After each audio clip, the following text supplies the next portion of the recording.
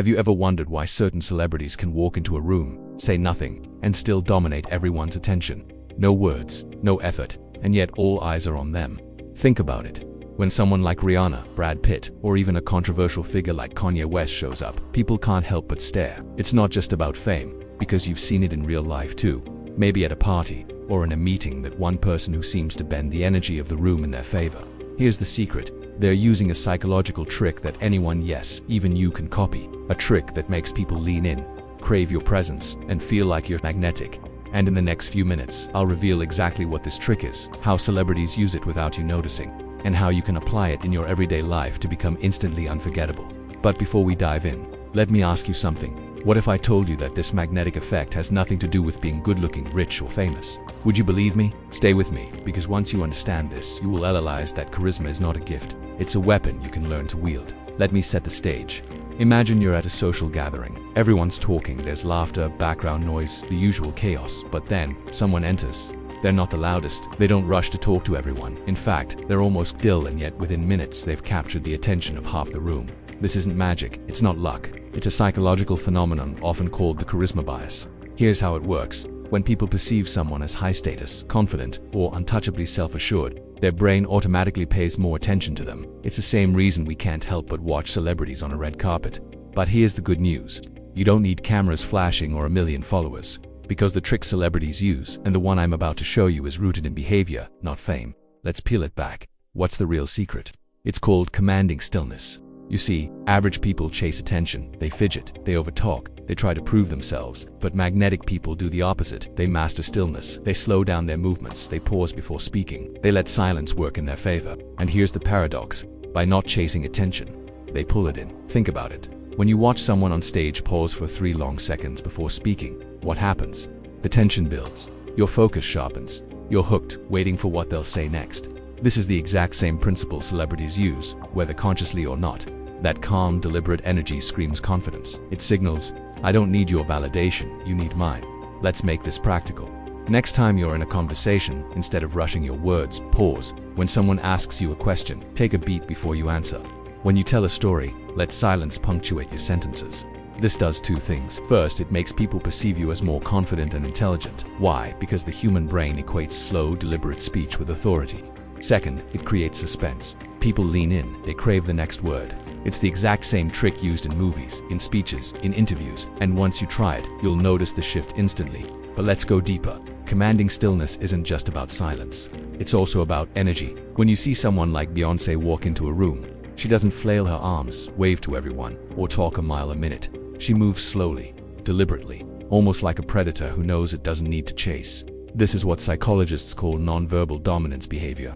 The less unnecessary movement you make, the higher your perceived status. It's primal. In the animal kingdom, low-status creatures fidget and scatter. High-status creatures conserve energy because they don't need to prove themselves. Humans are the same. So when you move with calm precision, people subconsciously register you as more powerful. Now, let me give you a real-world example. Let's say you're in a job interview. Most candidates talk fast, throw out buzzwords, and try to fill every silence. But imagine you sit there calmly, you breathe, you answer each question slowly, thoughtfully, with long pauses. Suddenly the interviewer perceives you as someone who doesn't need the job, someone who's evaluating them as much as they're evaluating you. That subtle shift, it's magnetic. Or think about dating. Most people on a first date ramble, nervously laugh, and overshare. But if you sit back, keep eye contact, and speak only when you're ready, you instantly separate yourself.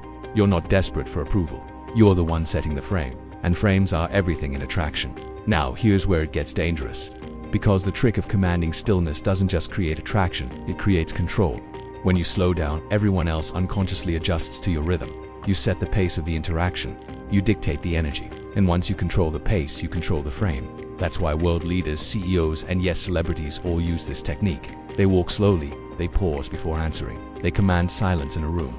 Not because they're born magnetic, but because they've mastered this subtle form of psychological dominance. But let's add one more layer. Stillness alone is powerful, but combine it with the spotlight effect and you'll be unstoppable. Here's how it works. When you enter a room, most people scatter their attention everywhere. They try to acknowledge everyone equally, but magnetic people don't. They focus. They give one person at a time their full attention, as if that person is the only one who matters. This combination, commanding stillness plus focused presence, is intoxicating. It makes people feel like they're basking in your light. And when you finally shift your gaze to someone else, they feel the difference. They crave it again. It's addictive. That's why celebrities feel magnetic, because when they look at you, even for a second, you feel like the center of the universe. And here's the secret. You can replicate that. Let me show you exactly how to apply this tomorrow. Step 1. Control your body. Eliminate nervous movements. No foot tapping, no pen clicking, no darting eyes. Conserve your energy. Step 2. Slow your speech. Let silence build anticipation. People will hang on to your words. Step 3. Hold your gaze. When speaking to someone, don't scatter your attention. Make them feel like they're the only person in the room. Step 4. Shift deliberately. When you move your attention away, do it slowly.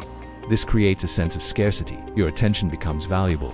Do this consistently, and within weeks, people will start using words like captivating, magnetic, even intimidating to describe you. But let's raise the stakes, because there's one more hidden layer to this trick.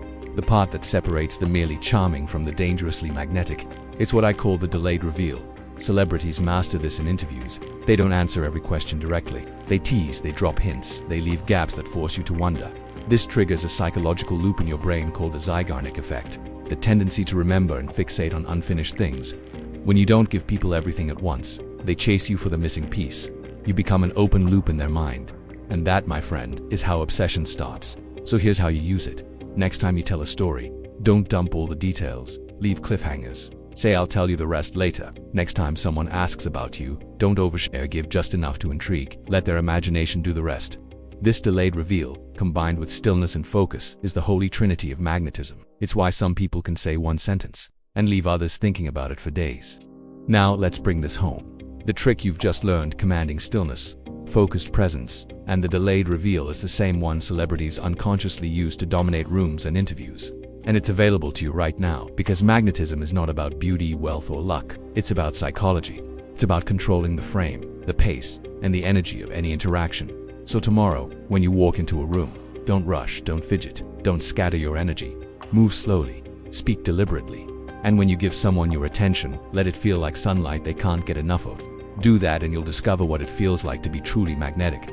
And if you want more forbidden strategies like this, the kind that celebrities, leaders, and master manipulators use behind closed doors, then subscribe to Darkmind Mastery, because this is just the beginning.